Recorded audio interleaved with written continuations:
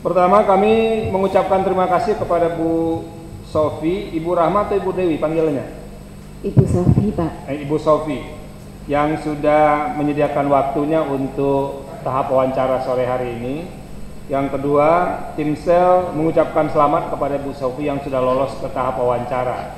Dengan lolos ke tahap ini sudah menyisihkan sekitar 300 orang peminat yang mau menjadi calon anggota KPU RI. Selamat untuk ini, Bu, ya. Terima kasih. Ini akan ada waktu maksimal 60 menit ke depan untuk wawancara. Apakah Ibu akan mengambil waktu sebentar untuk berdoa? Silakan, silakan. Tidak perlu atau iya? Tidak, Pak. Tidak, oke. Iya. Terima kasih. Pertama akan didalami oleh Bapak Haryono.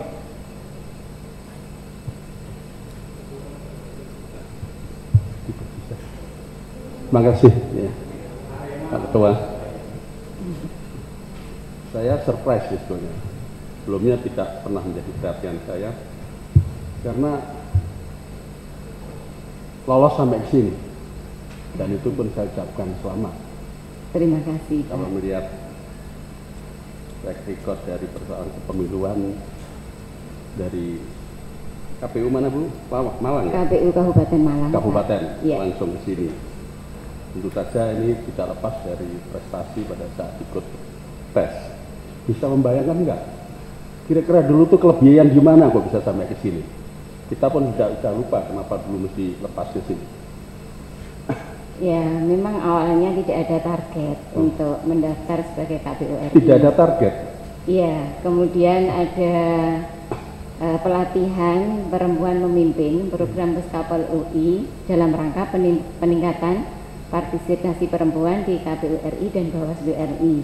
Kemudian kami di KPU Kabupaten Kota Jawa Timur mendapatkan kesempatan ini, sehingga kami tidak melewatkan untuk memperoleh ilmu dan mencoba kesempatan lebih jauh. Dan akhirnya awal dari situ saya ikut mendaftar di pendaftaran KPU RI ini dan lolos sampai tahap ini, Pak. Oke. Iya. Menarik, tidak ada target. Iya, begitu awalnya, Pak. Ya. Sekarang kalau kemudian nanti benar-benar terima, ya, karena tidak Iya, ada Pak. target itu trial and error atau sudah dia betul? Sudah dia betul kayak untuk jadi. Insya Allah. Insya Allah. Ya. Pertanyaan berikutnya adalah apa sih yang Ibu sudah jalani alami, ya, dalam tugasnya di Kabupaten Malang itu, sehingga punya pengalaman, punya satu konsep, taruhlah untuk memperbaiki ataukah untuk meningkatkan apa yang sudah dilakukan oleh KPU RI sekarang ini? Sebagai KPU Kabupaten Malang, apalagi dengan luas wilayah yang Nah, itu di prospek, diproyeksikan aja kepada KPU ketika RI. menjadi KPU RI. Ya. Jadi berdasarkan pengalaman saya, hal-hal yang bisa saya gali untuk menjadi KPU RI adalah yang pertama, perlu ada penataan SDM di KPU, mulai dari KPU Provinsi hingga KPU Kabupaten Kota. Karena berdasarkan pengalaman saya ada beberapa kekurangan antara kabupaten satu dengan kabupaten yang lain. Ini jumlah SDM-nya tidak sesuai dengan kebutuhan. Kemudian kualitas SDM juga tidak sesuai dengan bidang-bidang yang harus dikuasai oleh sekretariat, sehingga tidak sesuai dengan kualifikasi pengetahuannya, atau juga perlu pelatihan dan fintech untuk semua sekretariat KPU Kabupaten Kota maupun komisioner, sehingga punya kemampuan dalam melaksanakan untuk pemilu. persoalan sekretariat agaknya semua sudah punya konsep yang sama, selalu kerjasama, SDM dan lain sebagainya. Khusus mengenai persoalan KPU yang di bawah provinsi dan sebagainya, sebetulnya ada pola-pola menurut saya. Apa yang saya dengar dari teman-teman itu, bagaimana pelanggaran-pelanggaran terhadap pemilu yang mestinya jurdil, money politics, ya kan? lalu menggunakan birokrasi. Itu yang terjadi juga. Kemudian bahkan di Jawa Timur tuh ada quote unquote, kamu sebetulnya minta berapa sih suaramu? Kalau sekian datang ke saya saja, nanti yang lain berapa mintanya bisa dibagi. Ada orang yang bisa membagi seperti itu. Ya kan? Ada juga kemudian malah yang menjadi satu hal yang menjadi kekhawatiran itu adalah justru lewat petugas-petugas KPU sendiri, baik itu di tingkat bawah, tingkat atas. Oleh karena itu saya dengar juga, udah daripada main uang di bawah, main aja pada petugas-petugas itu. Artinya kemudian mengubah perolehan-perolehan itu. Nah, sekarang Ibu punya pengalaman di situ. Benar nggak itu yang terakhir? Pernah dengar nggak? Kalau kami di KPU Kabupaten Kota memang pernah ada ketika pendaftaran calon dari partai politik yang mencoba memberikan uang untuk memastikan mendapatkan kursi. Tapi ini sudah kami lakukan upaya-upaya untuk menolak dengan tegas dan sopan.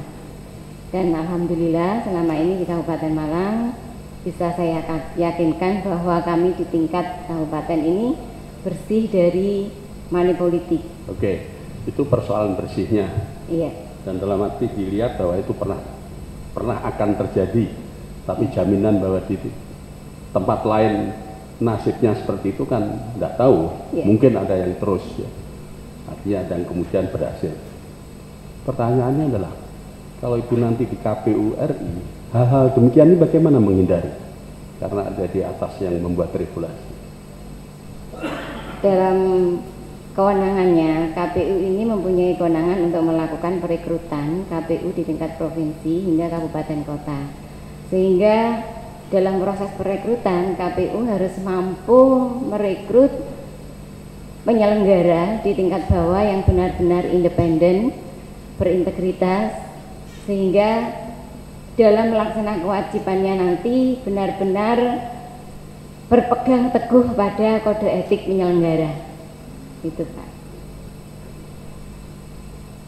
Normanya begitu ya, tapi operasionalnya sudah terbayang atau belum?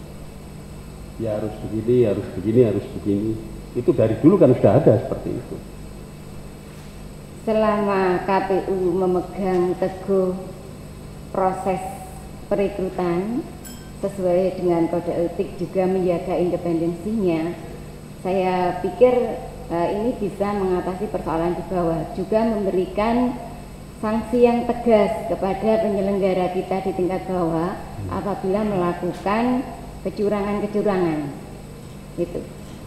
Waktu dulu dipercaya sebagai KPU kabupaten, selain kemudian lewat timsel, dilantik, ada nggak fakta integritas mengenai persoalan itu? Atau ya sudah terpilih timsel, kita tunjuk, pernah nggak membuat satu fakta integritas sebelum oleh KPU provinsi tentu? Pernah. Pernah. Ada dari KPU RI, justru ada. Langsung dari KPU RI sampai KPU provinsi sampai KPU kabupaten kota kita melaksanakan fakta integritas itu. Sudah dilaksanakan ini. Terima kasih, Bu Betty, dipersilakan. Terima kasih Pak Ketua. Selamat siang. Siang. Ibu Sofi. Ibu di masalah banyak menulis soal kepemimpinan ya, dan di antaranya Ibu merasa bahwa di KPU kabupaten ini Ibu merasa harus dapat menumbuhkan kreativitas, inovasi di kalangan staf sekretariat ya, dan semua badan ad hoc, dan juga untuk mengembangkan pemikiran-pemikiran kritis di dalam memecahkan masalah. Berhasil Ibu menumbuhkan itu di Kabupaten KPU Kabupaten Malang? Memang keberhasilan kita tidak 100%, tetapi keberhasilan itu ada. Misalnya dalam rangka pendidikan pemilih, dengan anggaran yang sangat terbatas, kita bisa melakukan pendidikan pemilih kepada perempuan, kepada pemilih pemula dengan melakukan kerjasama dengan sekolah-sekolah dan juga dengan organisasi-organisasi masyarakat, sehingga kita bisa melakukan pendidikan pemilih ini dengan berbasis non budgeter, misalnya salah satunya itu dengan melibatkan ya. Baik, Ibu kalau misalnya berhasil terpilih kan lompatannya lumayan tajam ya, dari KPU Kabupaten langsung ke KPU RI. Menurut Ibu apa bedanya tugas anggota KPU Kabupaten dengan KPU RI? Perbedaan yang utama, kalau kita di kabupaten ini hanya bertugas untuk menjabarkan dan melaksanakan peraturan KPU. Tetapi ketika menjadi KPU RI, kewenangan kita menjadi lebih luas dan harus menyusun peraturan KPU yang menjadi pedoman teknis bagi KPU kabupaten kota dan provinsi dalam melaksanakan pemilu. Itu yang utama. Dan Ibu merasa siap untuk melakukan itu? Insya Allah. Ada pengalaman sebelumnya barangkali yang menyebabkan Ibu merasa siap untuk itu? Apa yang pernah dilakukan sebelumnya sehingga Ibu yakin bisa melakukan itu? Di KPU Kabupaten Kota kita seringkali dihadapkan pada persoalan-persoalan di daerah yang membutuhkan kita untuk memberikan satu keputusan yang sifatnya cepat dan tegas untuk mengatasi segala persoalan, sehingga terkadang ketika ada sesuatu yang tidak diatur dalam peraturan, kita harus mampu memberikan penafsiran dan membuat satu keputusan yang sesuai dengan kearifan lokal dan tidak melanggar peraturan KPU. Baik, Ibu menyampaikan di makalah Ibu bahwa pemilu yang luber dan jurdil akan terwujud apabila peraturan perundang-undangan yang mengatur tidak membuka peluang bagi terjadinya tindak kecurangan yang menguntungkan pihak tertentu. Ya. Menurut Ibu, peraturan perundang-undangan yang ada saat ini, apakah masih ada celah yang membuka peluang bagi terjadinya tindak kecurangan yang menguntungkan pihak tertentu? Ya, misalnya dalam berhubungan dengan money politik, undang-undang terutama undang-undang pemilihan kepala daerah yang terbaru ini masih membuka peluang untuk terjadinya money politik dengan pengaturannya, meskipun ada sanksi bahwa calon yang melakukan money politik akan mendapatkan sanksi administrasi pembatalan sebagai calon, tapi di situ masih diatur bahwa harus pelanggaran yang dilakukan ini harus bersifat terstruktur, sistematis dan masif. Dan ini di lapangan sangat sulit sekali memenuhi 3 kriteria ini. Gitu. Kalau Ibu terpilih menjadi anggota KPU RI, apa yang akan Ibu lakukan dalam kaitannya dengan itu? Membuat peraturan yang sifatnya teknis untuk mengatasi money politik ini dengan lebih baik, sehingga di bawah ini tidak sampai terjadi pelanggaran money politik. Pada saat ini peraturan-peraturan yang membuat itu harus dikonsultasikan dengan DPR ya, dan konsultasi itu sifatnya mengikat. Iya. Bagaimana Ibu menyikapi hal tersebut? Menurut saya, sesuai dengan standar pemilu yang demokratis, seharusnya dalam membuat kerangka hukum tentang pemilu, dalam hal ini peraturan KPU, penyelenggara ini harus tidak terpengaruh atau tidak harus bebas, harus mandiri. Artinya bahwa penyelenggara ini tidak boleh ada tekanan dalam membuat aturan, sehingga konsep undang-undang yang menyatakan bahwa dalam menyusun peraturan KPU ini harus memutuskan dalam rapat dengar yang sifatnya mengikat ini mempengaruhi kemandirian kewenangan KPU dalam menyusun peraturan.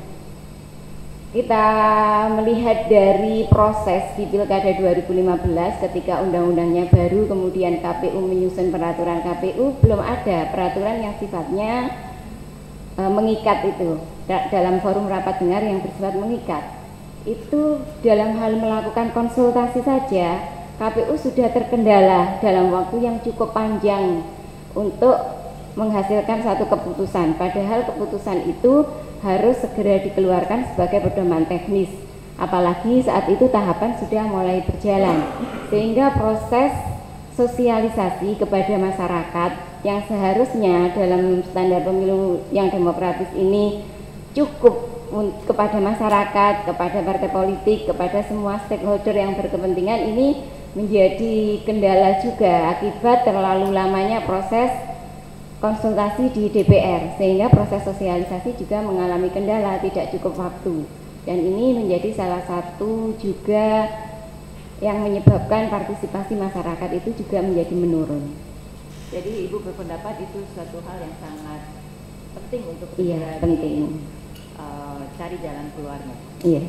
Apa yang akan Ibu lakukan kira-kira kalau Ibu terpilih sebagai sesuai dengan apa yang sudah dilakukan oleh pimpinan kami KPU RI, melakukan judicial review terhadap peraturan itu. Oke. Ibu menuliskan bahwa integritas Ibu, skor integritasnya adalah 95%. Ya. Bisa dijabarkan kenapa 95%?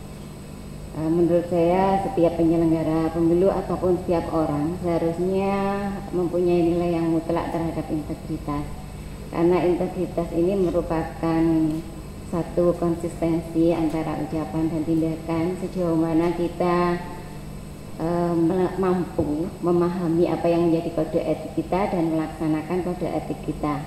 Misalnya dalam melaksanakan kewenangan kita sebagai KPU dengan menjaga integritas, maka badan kita, baik itu sekretariat yang memfasilitasi kita dan juga badan-badan ad hoc di bawah, ini juga akan percaya kepada kita. Demikian juga masyarakat, dengan penyelenggara yang berintegritas, maka akan semakin percaya kepada proses penyelenggaraan pemilu yang legitimate.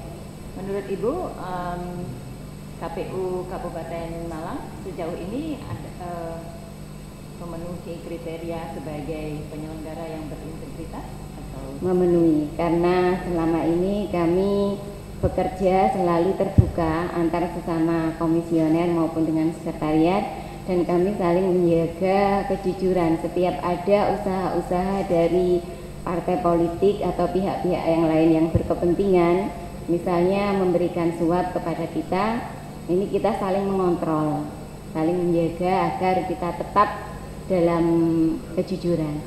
Ada contohnya barangkali yang menunjukkan bahwa integritas Ibu ini teruji? Ada beberapa kali kami mengalami, mungkin tidak saja saya tetapi juga komisioner yang lain di Kabupaten Malang. Yang pertama, saya waktu ada verifikasi keanggotaan partai politik, ini kita melakukan verifikasi di tingkat bawah, langsung turun kepada anggota partai politik. Nah, di situ biasanya partai politik juga ikut mengawal proses pelaksanaan kami, bahwa kami melaksanakan benar-benar jujur. Nah, di situ ada juga partai politik yang ketika kita sudah melaksanakan verifikasi memberikan amplop, memberikan uang kepada kita.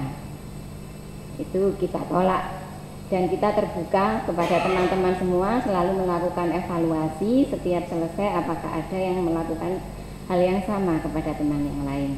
Dan ini sudah menjadi komitmen kita di KPU Kabupaten untuk menolak apa yang tidak menjadi hak kita dan juga mengganggu integritas dan kemandirian kita. Baik. Makasih. Kalau kata orang Padang, Bu, jangan terima amplop kecuali isinya, katanya. Jadi jangan terima amplop kecuali isinya. Gitu. Jadi kalau menolak amplop itu kita nggak heran. isi amplop itu yang jadi masalah. Ya, mudah-mudahan yang dimaksud menolak tadi termasuk isinya ya. Profesor Ramlan dipersilakan. Anda menulis tesis ya mengenai pemilihan kepala daerah secara langsung ya? Iya Pak. Kok pilkada itu pemilu atau bukan? Menurut saya pilkada itu juga termasuk pemilu karena substansinya sama dengan pemilu, hal-hal yang diatur juga sama.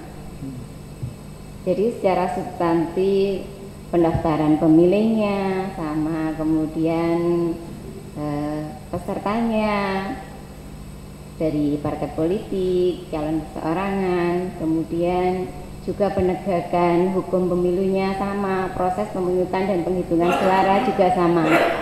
Jadi menurut saya pilkada juga termasuk bagian dari pemilu. Baru ininya prosesnya, apalagi yang paling utama menyebabkan pilkada itu pemilu itu apa? Selain yang ada sebutkan tadi pemilihnya, pesertanya apa begitu. Yang utama itu apa? Untuk mewujudkan kedaulatan rakyat dalam hal ini melaksanakan proses pergantian pemimpin secara legitimate. Oke, itu boleh. Apalagi yang menjadi prinsip itu apa? Sebagai pelaksanaan demokrasi. Pilkada itu asas pemilu juga sama toh? Sama, luber dan jurdil, sama dengan pemilu yang lain. Asas pemilu apa saja? Langsung, umum, bebas, rahasia, jujur dan adil. Itu saja. Masih ada satu lagi. Banyak orang lalai, lupa atau tidak tahu itu. Ada satu lagi yang tidak pernah disebutkan. Hanya disebut luber, jurdil aja. Ada satu lagi. Keadilan, sudah luber, jurdil. Ini karena banyak orang tidak membaca Undang-Undang Dasar secara utuh, tapi juga pasal itu datang dari sebenarnya dari Universal Declaration of Human Rights dari PBB, dari International Covenant on Civil and Political Rights gitu. Itu yang disebut pasal 20 dan 25. Itu diambil, diadopsi menjadi pasal 22E ayat 1. Karena yang internasionalnya nggak pernah diketahui oleh banyak orang ya. Apa yang kurang dari tidak hanya luber jurdil? Kalau pemilu langsung, umum, bebas, dan jujur, adil, cuma satu kali tok selesai, kemudian jadi pemilu merupakan proses yang dilaksanakan secara berkala 5 tahun sekali. Istilahnya itu dalam deklarasi PBB itu disebut secara periodik gitu. Yang kedua, Anda menyebut di sini bahwa undang-undang pilkada yang Perpu yang kemudian jadi undang nomor 1, kemudian sekarang undang-undang nomor 10 2016, Anda menyebut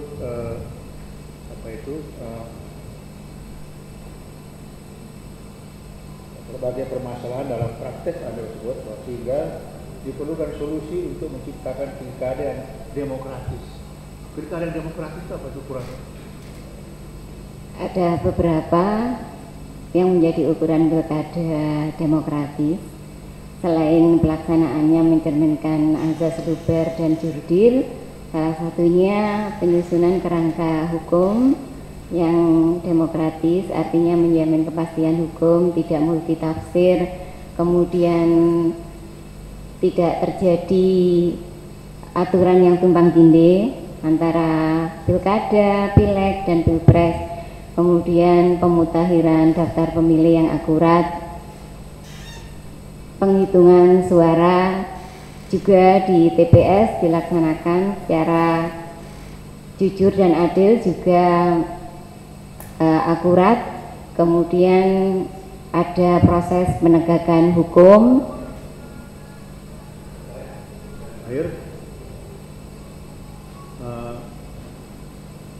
KPU kan punya kewenangan membuat peraturan, peraturan KPU.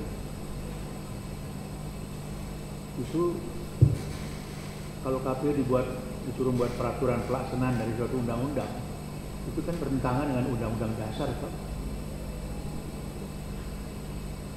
Saya tanya, apa betul kalau KPU diminta membuat peraturan pelaksanaan dari suatu undang-undang, itu bertentangan dengan Undang-Undang Dasar 45? Betul nggak saya? Menurut saya tidak, Pak. Jadi Tidak. karena KPU membuat peraturan atas perintah undang-undang. Ya, tapi harus sesuai dengan Undang-Undang Dasar, Pak. Iya, Pak. Anda ingat pasal 5 UUD 45 bunyinya apa?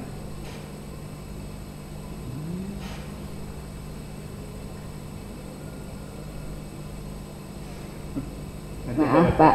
Hah? Anda Maaf, baca aja Pak. nanti undang-undangnya. Apa saya salah atau saya keliru? Terima kasih, Pak. Terima kasih. Profesor Erwan, persilakan.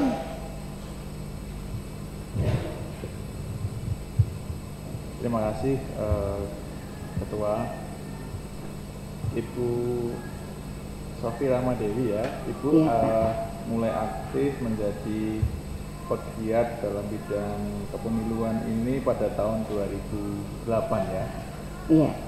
Kemudian sampai sekarang tadinya Ibu di Panwascam pada saat pemilihan Gubernur Jawa Timur, kemudian sekarang menjadi anggota KPU. Nah, yang menarik dari CV Ibu ini, Ibu kan lulus kuliah itu tahun 97 ya, dari Universitas Brawijaya, jurusannya ilmu hukum. Nah, saya tidak mendapatkan informasi selama 10 tahun itu kegiatan Ibu Sofi ini apa, tiba-tiba kemudian kok tahun 2008 terus tertarik untuk ikut giat di dalam urusan pemilu. Ini bagaimana, Bu? Yang 10 tahun itu kegiatannya apa ya kok tiba-tiba membuat sadar ikut mensukseskan pemilu? Memang pada awalnya tahun 97 saya lulus kuliah, kemudian saya bekerja di sebuah dealer sepeda motor karena ikut suami di Lamongan. Kemudian itu tahun setelah lulus tahun 98. Kemudian saya ketika hamil anak pertama karena melahirkan kemudian berhenti dan dilarang oleh suami untuk bekerja. Sampai kemudian tahun 2006 keadaan memaksa saya untuk mencari pekerjaan. Karena pada saat itu rumah tangga saya mengalami satu kejadian yang mengharuskan saya mengambil keputusan untuk bercerai. Sementara saya menanggung 3 orang anak yang bagaimanapun menjadi tanggungan saya, karena itu saya harus bekerja. Akhirnya tahun 2006 saya memberi les kepada anak-anak SD, SMP maupun SMA, baik itu privat maupun di rumah. Di tengah perjalanan itu kemudian ada secara tidak sengaja saya membaca di sebuah harian tentang perekrutan Panwas kecamatan. Kemudian saya tertarik untuk mengikuti perekrutan itu, dan kemudian awalnya itu perekrutan tingkat kabupaten, tetapi saya tidak lolos hanya sampai tingkat wawancara di Timsel juga. Waktu itu hanya 10 orang.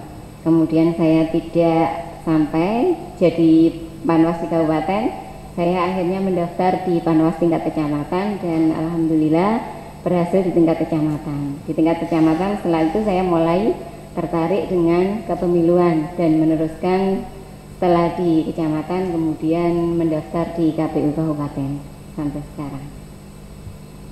Baik ya, sangat menarik ya dari perjalanan hidup Bu Sofi akhirnya membawa kepada aktivisme untuk mengawal proses pemilu yang baik. Tadi sudah banyak dijelaskan ketika Prof. Ramlan menanyakan itu.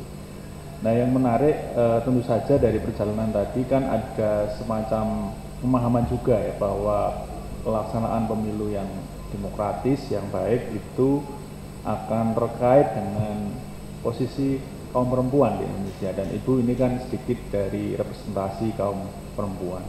Apa sebetulnya nanti manfaat dari misalnya keberhasilan pemilu di Indonesia yang perlu kita kawal ya dari bawah sampai pusat ini, kalau Ibu nanti terpilih menjadi salah satu komisioner di KPU bagi kaum perempuan, menurut pandangan Bu Sofi ya, sebagai tadi orang yang menurut kami sangat tough begitu ya, sebagai seorang aktivis perempuan.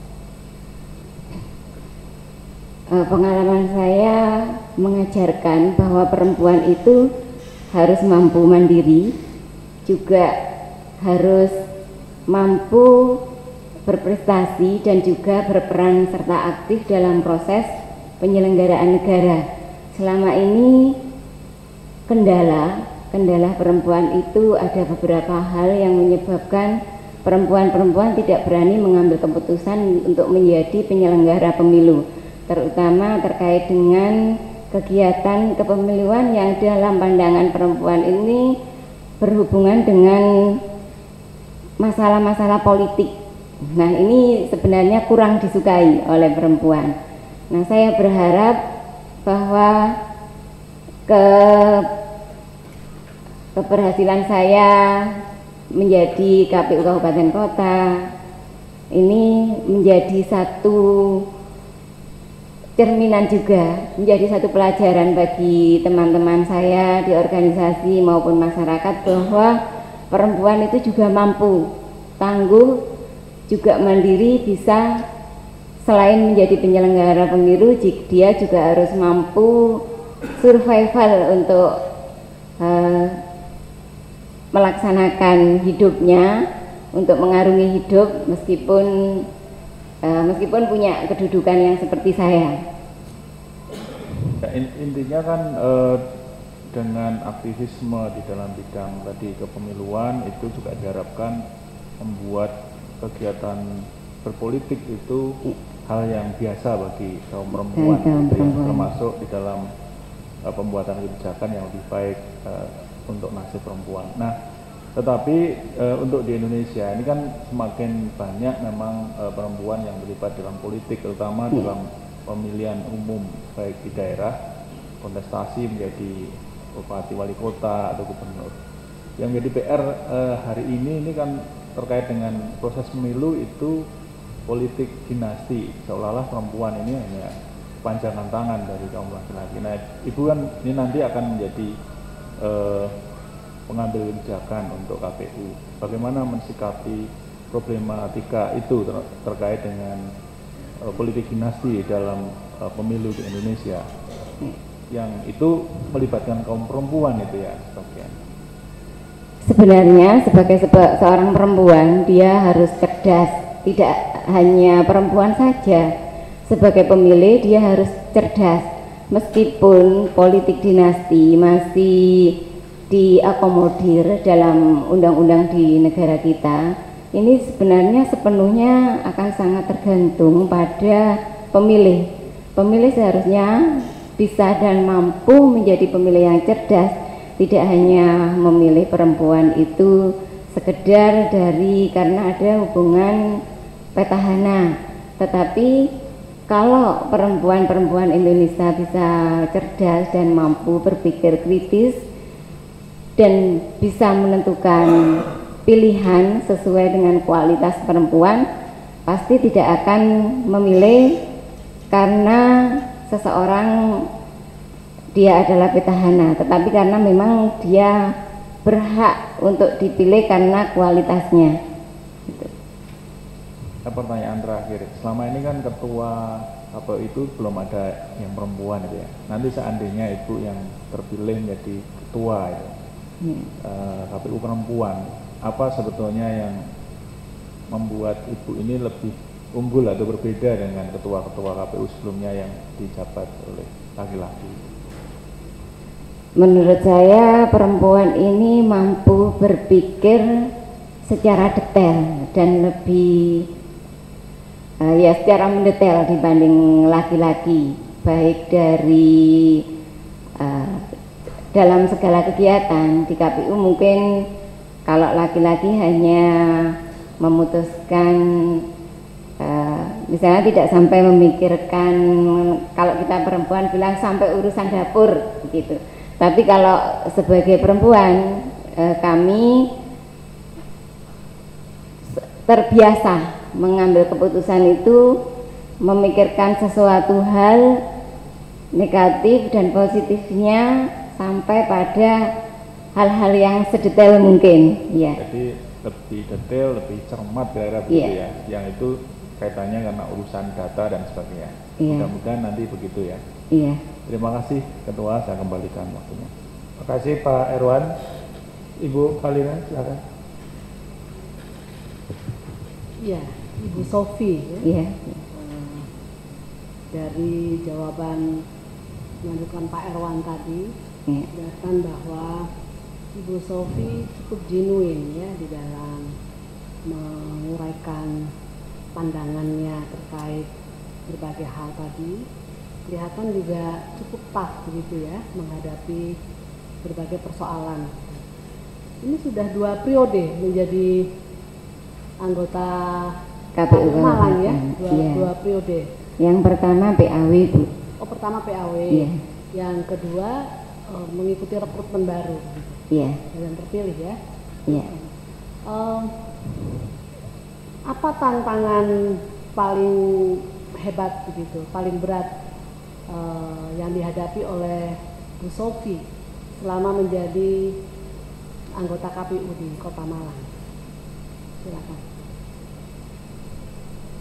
Tantangan saya sebagai wanita memang selain dituntut melaksanakan tugas dan kewenangannya sebagai KPU, kita juga harus mampu untuk menyelesaikan urusan-urusan rumah tangga termasuk anak-anak, sehingga ini menjadi satu tantangan ketika harus melaksanakan bimbingan teknis, raker atau tugas monitoring evaluasi di luar rumah di daerah lain yang harus meninggalkan rumah beberapa hari. Ini harus tetap mampu memantau kondisi anak-anak di rumah. Yang saya lakukan misalnya kalau raker sampai jam 10 atau 11 malam, seharusnya selesai raker kita harus tidur, masih harus mengoreksi PR-PR anak-anak melalui teknologi.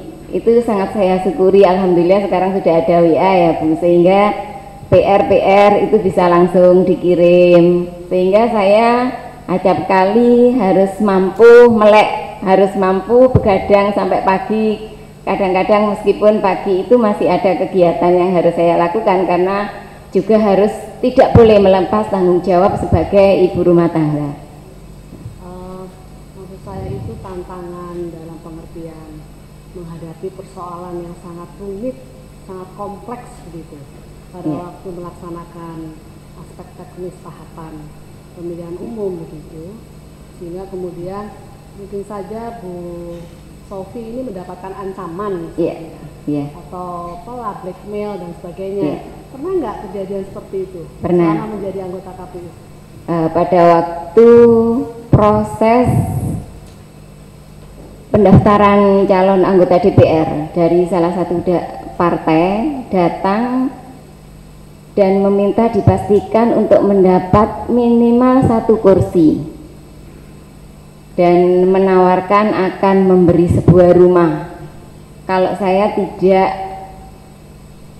mampu menjamin untuk memberikan kursi 1 untuk partai tersebut, saya punya pistol Bu, dan sewaktu-waktu pistol. Sofi punya pistol? Bukan, diancam Bu. Oh, oke. Iya. Maaf ya. Jadi diancam salah satu Diancam dari pengurus parpol. Apa tidak takut mati ya, seperti itu. Memang datang sendiri ke kantor, mendatangi saya secara pribadi di kantor mengancam itu, dan saya sampaikan dengan tegas, tetapi tetap saya menjaga dan menghargai orang tersebut bahwa apapun yang menjadi resiko kami siap. Kalau memang persoalan nyawa dan memang sudah waktunya untuk mati, itu sudah ada dalam takdir Gusti Allah. Saya hanya menyampaikan gitu. Jadi kami tidak takut. Ya. Memang ancaman itu memang selalu itu ada ya. Waktu kami dengan Pak Ramlan itu dulu kami dikirimi by mail ya. Itu isinya 90 ya Pak ya. 90 untuk 9 anggota KPU karena partai tertentu itu tidak kami loloskan pada waktu itu. Jadi memang itu bagian dari dinamika sebagai penyelenggara. Nah sekarang kan Bu Sofi ingin menjadi anggota KPU Pusat, ya kan? Tentu Bu Sofi sudah melis begitu ya, memetakan persoalan-persoalan besar yang dihadapi oleh KPU Pusat. Itu seperti apa? Mungkin bisa dari aspek regulasi, bisa dari aspek organisasi, bisa dari aspek anggaran atau yang lainnya begitu. Dalam pengetahuan Bu Sofi, silakan. Dalam aspek organisasi seperti yang saya singgung tadi terkait dengan penataan SDM, ini sangat diperlukan SDM yang sesuai dengan kebutuhan di provinsi maupun kabupaten kota. Misalnya kalau di Malang itu dengan jumlah 33 kecamatan dan 390 desa, kita hanya mempunyai 9 pegawai organik KPU. Kemudian di misalnya Kota Batu atau Kota Malang yang jumlah kecamatannya hanya 5 kecamatan, ini mempunyai jumlah SDM hingga 20. Seperti ini harus ada penataan yang seimbang sesuai dengan jumlah kebutuhan, sehingga harus diatur sedemikian rupa. Itu yang pertama dari proses organisasi. Juga kualitas dari SDM sekretariat. Misalnya kami membutuhkan operator sistem pemutakhiran data pemilih dan operator pungut hitung. Karena dari PNS tidak ada, PNS organiknya KPU yang punya kualifikasi yang memahami IT, sehingga dari kami tenaganya honorir. Sementara tenaga honorir ini tidak bisa menjamin punya loyalitas yang bagus kepada KPU. Pengalaman kami ketika di tengah tahapan operator yang sangat berperan dalam proses pungut hitung maupun pemutakhiran data pemilih tiba-tiba keluar karena hanya sebagai honorir dan kemudian menjadi tim sukses dari peserta pemilu. Ini sangat riskan sekali bagi kami. Itu yang dari SDM. Kemudian terkait penganggaran juga harus ada satu sistem yang mampu memberikan anggaran untuk provinsi dan kabupaten kota ini sesuai dengan kebutuhan masing-masing. Seperti kami misalnya di Kabupaten Malang, jelas-jelas kebutuhan logistiknya sangat banyak, tetapi kami tidak punya anggaran untuk sewa gudang. Di daerah lain ada yang mempunyai sewa gudang. Jadi karena sistem anggaran yang sifatnya top down dari atas ke bawah semua sama, ini sering kali menyulitkan kita. Kemudian terkait kebijakan-kebijakan dalam penganggaran juga ternyata antara kabupaten kota yang satu dengan yang lain ini berbeda dalam menyikapi, misalnya untuk perjalanan dinas atau untuk satu kebutuhan kegiatan, seringkali ada penafsiran-penafsiran yang berbeda. Jadi ketika di Juknis misalnya kami di Kabupaten Malang anggaran perdinya masih utuh karena di Juknisnya menunggu undangan dari provinsi.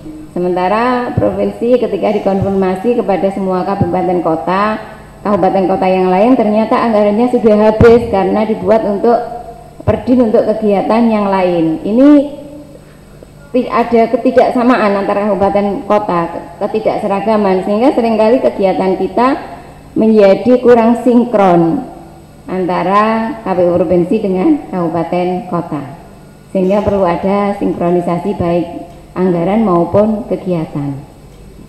Baik, terima kasih Pak Ketua. Terima kasih. Ada yang lain? Pak Niko silakan. Terima kasih Bu Sofi. Tahes ya Bu ya. Tahes. Siap Pak, siap, sehat Pak. Ngalam harus tahu. Tahes itu Iya. sehat. Ngalam. Bu Sofi di halaman 2 makalah pribadi Ibu menulis bahwa di lembaga ini, maksudnya lembaga ini adalah KPU Kabupaten Malang ya. Iya.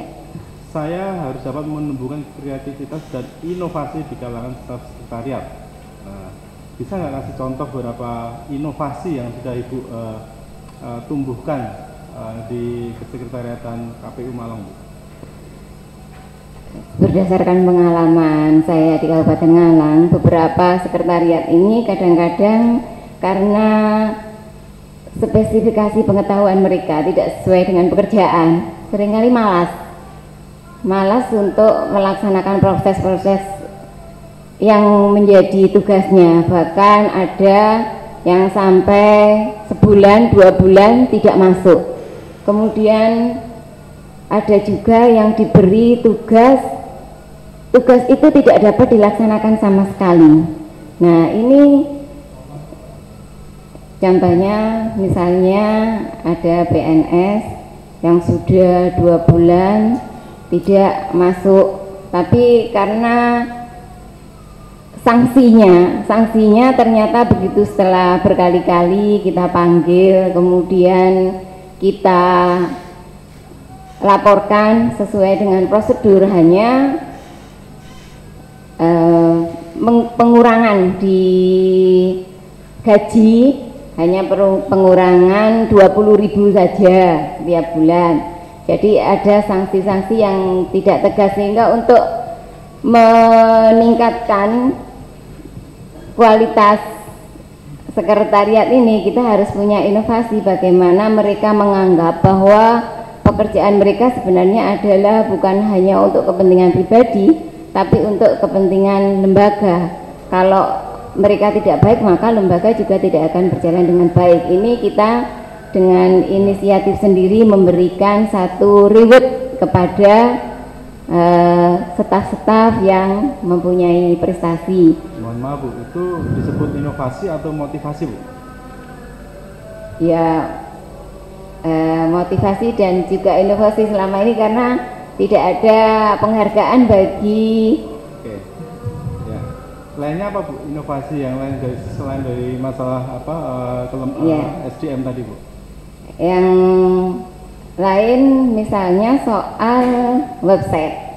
Selama ini website itu tidak berkembang kalau bukan komisioner yang memberikan masukan kepada staf untuk melakukan atau membuat tulisan-tulisan untuk mengisi website. Nah, untuk ini kami memberikan satu pelatihan-pelatihan, kemudian bekerja sama dengan, meskipun tidak ada anggaran, kita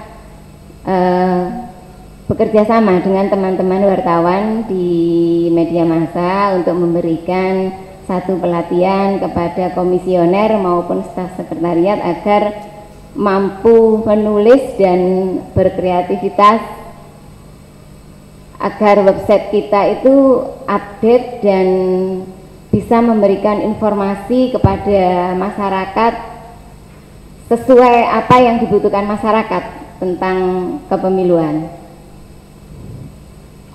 Satu lagi Bu, Ibu 8 tahun ya Bu ya di KPU Kabupaten Malang ya Bu ya. Ya. Ibu pernah bertugas ke daerah mana lagi saja Bu? Atau berkunjung ke KPU provinsi atau KPU Kabupaten mana saja? Kalau KPU Kabupaten hanya di Jawa Timur yang kami lakukan. Kalau provinsi yang paling jauh mana Bu? Provinsi KPU provinsi yang paling jauh yang pernah Ibu kunjungi? Provinsi Jawa Timur juga Pak. Jawa Timur ya Bu? Iya. Oh gitu. Ya, jadi karena ini akan sangat penting Bu, nanti Ibu menjadi KPU RI Bu, itu wilayah kerjanya itu dari ujung barat, ujung timur, paling utara sampai selatan Bu ya Bu ya. Iya. Maksud saya supaya Ibu ini kira-kira punya helikopter view nggak mengenai apa saja sih kompleksitas manajemen day to day-nya KPU ini, Ibu? Kalau menurut Ibu kira-kira apa sih yang sangat membedakan kompleksitas permasalahannya di dalam manajemen KPU RI dengan KPU Kabupaten Malang? Sebenarnya KPU Kabupaten Malang sendiri juga terdiri dari geografis yang sangat luas dan masyarakat yang punya budaya yang bermacam-macam. Itu menjadi modal saya juga. Kecamatannya sangat banyak. Ini kalau boleh saya katakan juga merupakan satu lingkup semacam Indonesia yang terdiri dari berbagai daerah dan budaya-budaya yang berbeda, dan masing-masing punya permasalahan-permasalahan yang berbeda-beda. Terakhir aja Pak Ketua, mohon maaf. Kalau menurut Ibu sendiri nih, jujur ya Bu ya, Iya. Ibu jauh lebih merasa percaya diri menjadi komisioner KPU RI atau sebaiknya Ibu menjadi komisioner di tingkat provinsi dulu, Bu?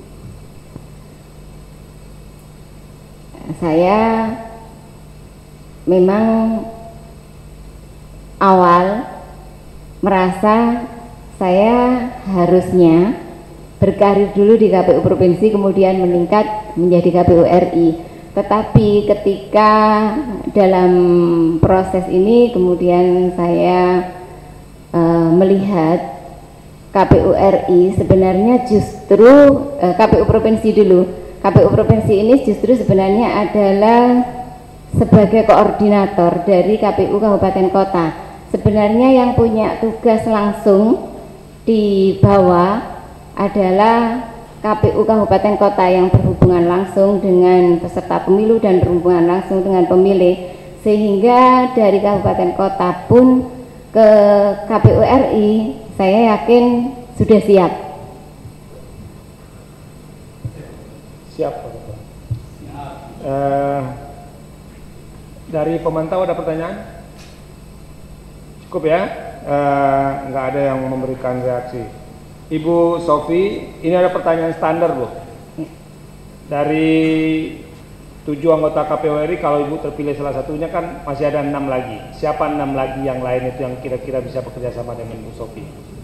Sebut nama tanpa perlu menyebutkan alasannya. Muhammad Ali Safaat. Oke. Siapa lagi Bu? Ida Budiati. Oke. Ferry Kurnia Rizkiansa. Oke.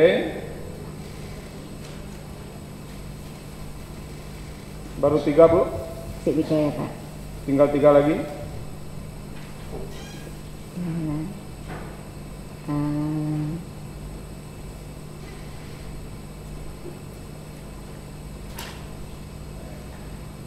Tanti Lutur Mas Adu.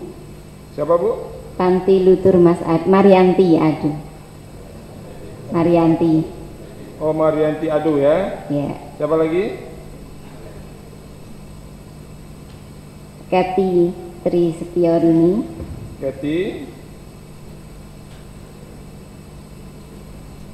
Satu lagi Bu? Hasim Masari. Hasyim Masari. Jadi 4 perempuan, 3 laki-laki Bu ya? Perempuan Pak ya Pak. Ya. Oke Bu, ini ada apa? Ada form yang apa? Yang bisa Ibu baca. Silakan baca Bu, kalau berkenan isi dan apa namanya dibacakan dengan keras. Nanti setelah diisi, silakan Bu di situ Bu, di meja Ibu. Kalau Ibu setuju diisi, ditandatangani gitu. Kalau enggak juga enggak apa-apa.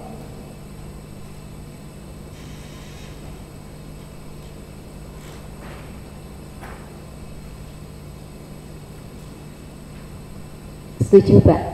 Iya, silakan diisi Bu, biodatanya. Ada pena Bu? Mohon maaf. Nah, ini saya pinjam Bu. Tadi saya tinggal.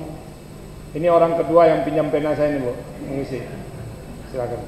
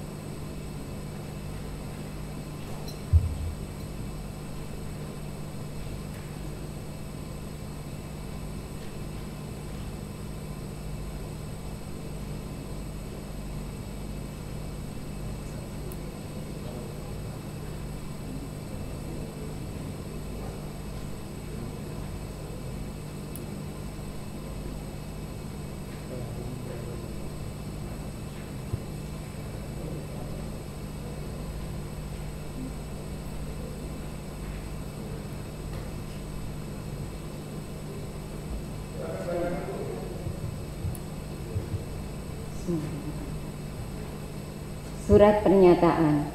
Saya yang bertanda tangan di bawah ini, nama lengkap Sofi Rahma Dewi, nomor pendaftaran 066 KPU, alamat Jalan Makmur 12 Bululawang, Malang, Jawa Timur. Menyatakan apabila terpilih menjadi salah seorang calon anggota Komisi Pemilihan Umum KPU RI yang diusulkan oleh Presiden kepada DPR RI, bahwa saya tidak akan melakukan kegiatan penggalangan dukungan politik yang berpotensi mempengaruhi dan atau merusak integritas dan independensi KPU RI sebagai penyelenggara pemilu. Yang membuat pernyataan, Jakarta, 23 Januari 2017, Sofi Rahma Dewi. Terima kasih Bu Sofi, terima kasih juga atas waktunya sudah memenuhi sesi wawancara, dan kita doakan Ibu kembali ke tempat bekerja semula sembari menunggu hasil atau perkembangan di Timsel. Dan yang paling penting kita doakan Ibu selamat. Terima kasih sehat dan selamat semua Timsel. Ya, kita sudahi sesi yang ke-7 hari ini. Billahi taufik wal hidayah. Selamat sore. Assalamualaikum warahmatullahi wabarakatuh.